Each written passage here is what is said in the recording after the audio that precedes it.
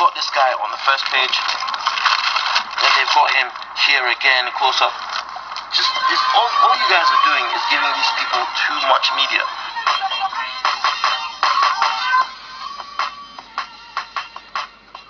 Hi everyone, it's been a long time.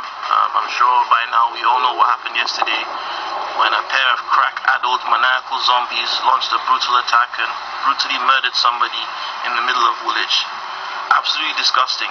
But what I find even more disgusting is the fact that when you go online, more people seem to be bothered about the religion, color, and political aspirations of the people that did this. Yet, I think for about 5 or 6 hours on the internet, on Twitter, Facebook, I didn't see one person wish well the victim or the family of the victim.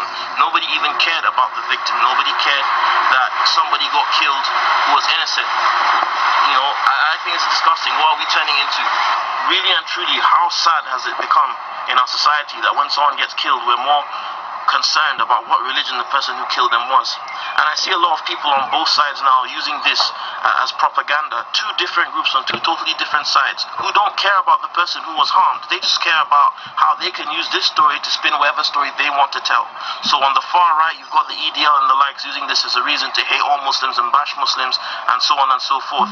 They don't care about the guy that got killed. They're not talking about the guy that got killed. They haven't made any. I didn't see any single. I actually went on to known EDL members' pages. I did not see anybody commenting on, oh, it's really sad and my prayers go out to the family of this person. Same thing with people on the far other side who are trying to justify the actions of these madmen, saying, oh, yeah, well, if you think that's bad, what about the kids in Palestine? Yes, I agree, the kids in Palestine, they're dying every day. But trust me, I don't think those kids would justify what just happened yesterday in England. And if you actually justify the actions of these mad people in Woolwich, then you justify whatever repercussions happen.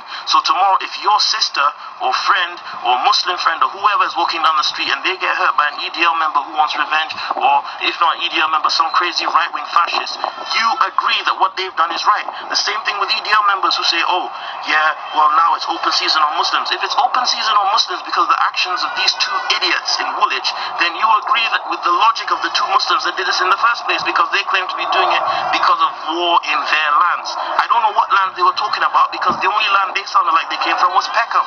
So I just think we need to slow down and start thinking. You have to understand that there's a little bit of a symbiosis of hate going on, whereby one group of hatred, one hatred group, one extremist group can only exist because of the other. So all these people on the right that want to kick out all Muslims, and I'm telling you now, that's not going to happen. You know, I mean, this whole idea of kicking Muslims out of the UK. Okay, what about Muslims who are from the UK? What about Muslims born and bred in England? What about white English Muslims, a fast-growing demographic? Should they be kicked to another country simply because of the actions of two drug addicts in Woolwich? And also, why is it that whenever, and I'm not defending what these guys did, but why is it that whenever an action takes place and it's done by somebody from a minority, like say Muslims, then it's terrorism. But when it's someone else, it's not terrorism. When Breivik shot down so many people, it was not called terrorism. Well, actually it was, when they thought it was a Muslim that did it. But the moment they found out there was a guy who did it in the name of white European Christian culture, it was no longer terrorism. He was mad. Well, pardon me, but I would like to think the two guys who would crash a car and behead a guy in broad daylight are quite clearly mad themselves. And even the term terrorist and the term extremist to me is false. Do you know why? Because when you say someone's an extremist, it means they're doing something that they've been taught to do, but they're doing it to an extreme. Islam does not teach, from what I know, from what I've been taught, Islam does not teach the wanton murder of innocent, unarmed civilians. So, if this guy killed one unarmed civilian, he is not an extremist, he is mad. An extreme is, oh, you're taught to kill one person, you kill 300. That's an extreme. You're doing a lot of something you've been shown. If I'm a vegetarian and I eat 2,000 hamburgers in the name of vegetarianism, I'm still not a vegetarian extremist because I just did something that's against the whole concept of being a vegetarian. And these things, the media, they're so good at all these false flag media spins on stories. So, the trend on Twitter, Muslim, terrorist. And the thing is, even if you respond to these trends, even if you respond to people being Islamophobic, you're still perpetuating this, because anybody who just clocks on is going to see, oh, but not all Muslims are terrorists. You're still putting the word Muslim and terrorist in the same sentence on the internet. The two words get paired constantly together to the point where people don't even know what the word terrorist means. So when you say the word terrorist, the first picture that comes into their mind is a Muslim. And I'm sorry, but not just Muslims commit terrorist acts. There have been loads of terrorist acts. In fact, majority of terrorist acts that have occurred in Europe and America have been done by non-Muslims. And again, I'm not defending what happened. It is absolutely disgusting.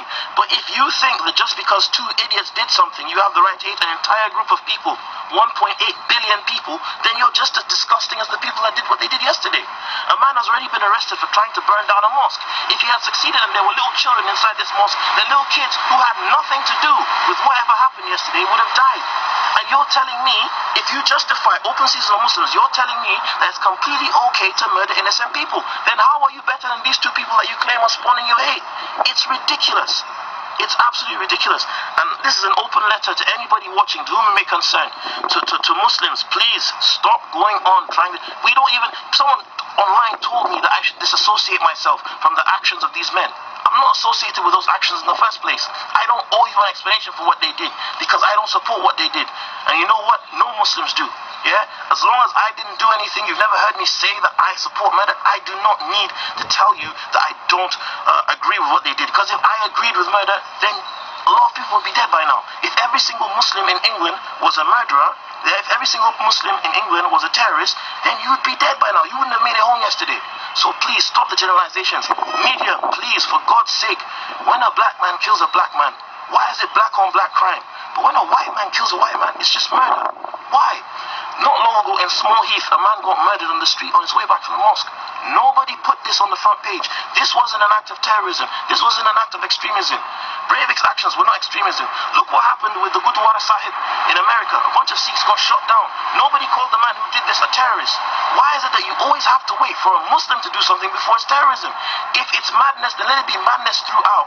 These men were mad. The man that did the Sandy Hook shooting was mad. Breivik is mad. It's all madness. Stop making it a double standard, because all you're doing is breeding more hate. And if you really want peace, then that's the last thing you should be doing.